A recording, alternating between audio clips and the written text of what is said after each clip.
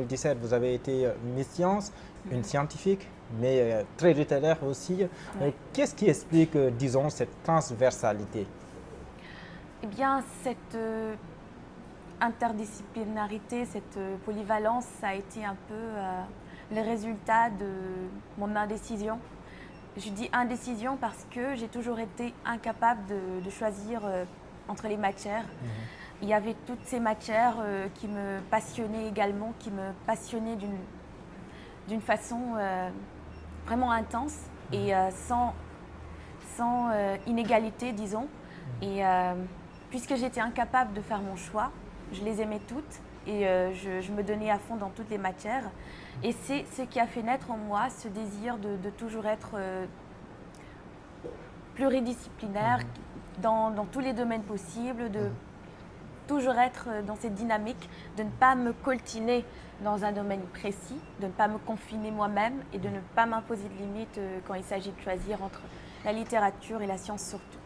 Voilà, justement, aujourd'hui, vous étudiez à Paris notamment. Expliquez-nous un peu comment se passent vos études, quelles sont les matières qui vous intéressent le plus, sur quoi vous vous intéressez présentement.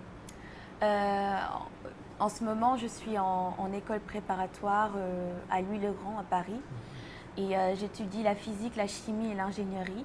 Je suis dans la dynamique de préparer les concours pour l'année prochaine, donc les concours pour les grandes écoles. Je suis dans un cursus scientifique, mais ça ne m'empêche pas non plus de m'intéresser à la littérature. Et je compte en fait allier les deux domaines et pouvoir m'exprimer, pouvoir exprimer mon potentiel là où ça m'appelle, là où vraiment mon talent me le permettra. L'adaptation a été facile? Non, pas vraiment. Ça n'a pas été facile parce que c'était un début. Mais bon, dans la mesure où j'ai réussi quand même à cerner la façon de penser des gens avec qui je vis maintenant, dans la mesure où aussi j'ai eu à comprendre leurs coutumes, à m'accoutumer à leur façon de vivre, à leur façon leurs us et coutumes en somme. Vous m'excuserez la redondance.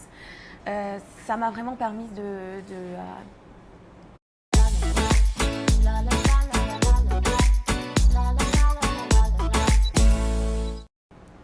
mieux vivre parmi eux. Et Qu'est-ce qui vous a le plus marqué dans cette différence-là de manière de vivre, l'art de vivre à la française est sans doute différent de l'art de vivre à la sénégalaise? Tout à fait. Qu'est-ce qui vous a le plus marqué? Il y a la différence de culture déjà, c'est très différent. Il y a cette culture au Sénégal, cette culture de la teranga déjà qui est quasi inexistante, sans jugement bien sûr, en France et dans le monde occidental.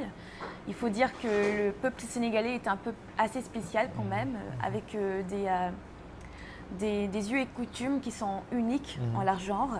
Et c'est pas facile du tout quand on sort d'un pays aussi accueillant, aussi joyeux, enfin aussi vivant. Vivant, c'est le terme, de se retrouver dans un milieu où vraiment c'est la précipitation qui règne, c'est la frénésie presque. Ouais. Et La course contre la montre. Exactement, exactement. C'est la première chose qui m'a choquée, entre guillemets, parce que je me disais en fait que je me posais des questions. Je me demandais pourquoi tout le monde courait toujours, pourquoi il n'y avait pas un moment de libre, pourquoi il n'y avait pas tout le temps des gens qui se posaient, qui prenaient le temps de discuter autour d'un thé ou bien sous l'arbre, pas l'arbre, je ne sais pas moi, c'est une grosse différence en tout cas. Voilà, nous faisons cette interview dans un contexte marqué par la pandémie de Covid-19. Justement, quelle est la perception que vous avez de ce virus qui est venu tout chambouler? C'est assez regrettable qu'on ait eu à vivre ce genre de situation. Et on en est au point où vraiment, il faut vraiment qu'on réfléchisse, surtout avec les conséquences du coronavirus, des conséquences qui nous ont permis de réaliser en fait que le monde, il est un, il est connecté, nous sommes unis, nous sommes interliés, nous sommes vraiment interconnectés. Et ce qui arrive dans un lieu précis aura toujours des répercussions là où l'on vit, même si on se sent à l'abri. Et donc c'est cet effet domino qui s'est passé. Enfin, on se rend compte en fait que le monde a vécu cela sans préparation, sans vraiment savoir que cela allait bouleverser plein de choses et nous permettre de réaliser que nous ne sommes pas prêts pour certaines choses. Et aussi de savoir que la planète elle est en danger, que nous devons vraiment cesser certaines choses et commencer à réfléchir sur les enjeux qui comptent vraiment. Cette année, il n'y a pas eu de concours général, un concours qui vous a vu briller. Des regrets? Oui, oui, parce que comme des gens l'ont souligné, je ne connaîtrai pas mon successeur de cette année et c'est dommage. Il faudra peut-être attendre l'année prochaine pour savoir. Et des regrets parce qu'il y avait plein d'élèves qui avaient l'opportunité cette année, qui pouvaient avoir l'opportunité de briller, tout comme moi, j'ai eu la chance.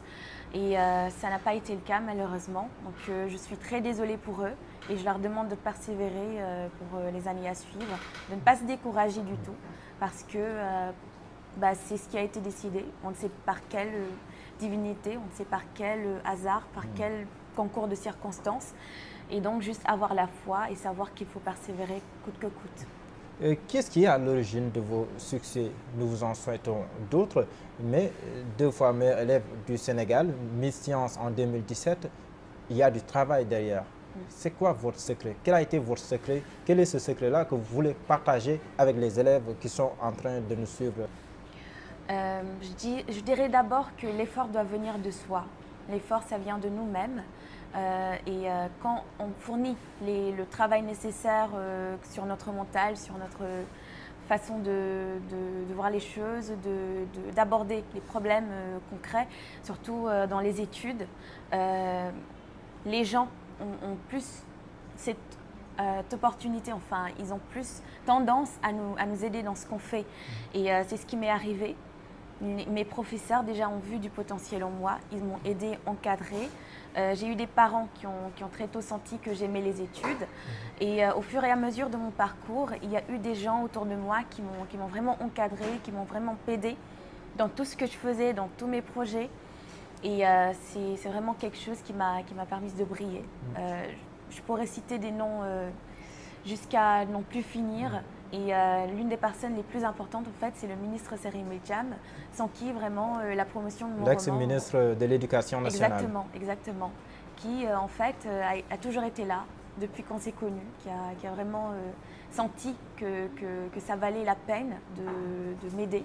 Et qui vraiment, avec surtout la promotion de mon livre, ses conseils qu'il m'apporte, m'a vraiment permis surtout de persévérer parce que je savais qu'il y avait des gens derrière moi, des gens qui comptaient sur moi, mes parents, ma famille, mes proches, mes amis, mes encadreurs, surtout le lycée scientifique d'excellence, il faut le dire aussi, de là où je viens, exactement. Les 3 années où c'était un projet du président de la République, où vraiment il y avait des obligations quand même. On devait mettre en avant le nom de notre école et je devais le faire. On devait le faire ensemble. Voilà, je reviens au coronavirus, au Covid-19, parce que moi je dis toujours le Covid-19. Les jeunes, il est reproché aux jeunes sénégalais, pas tout le monde, mais la majorité, de ne pas respecter les gestes barrières et par conséquent de favoriser la propagation de la pandémie de Covid-19 au Sénégal. Quel est votre message à ces jeunes-là qui rechignent toujours à se conformer aux gestes barrières pour briser la chaîne de propagation du Covid-19? Je leur demandais de respecter les règles, les instructions qu'on nous donne, parce que ce sont des instructions que nous donnent les professionnels de santé, les gens qui savent les risques que nous courons en ce moment, mieux que nous. Et s'ils nous disent en fait de les respecter, c'est qu'il faut le faire, c'est que c'est pour notre bien, pour le bien aussi des gens qui nous entourent. Parce qu'en fait, il ne faut pas se dire que pour moi, c'est pas grave et puis c'est tout. Non, ça ne se passe pas comme ça. Si l'on ne met pas le masque, ce n'est pas pour nous, seulement que ça nuit.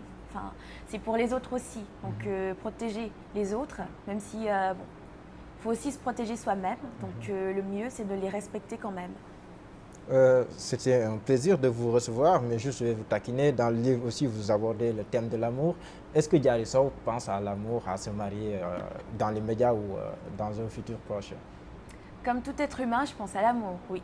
Je pense à l'amour philosophiquement, je pense à l'amour pédagogiquement, je pense à l'amour tout court. C'était un plaisir de vous recevoir. Merci. Votre mot de la fin?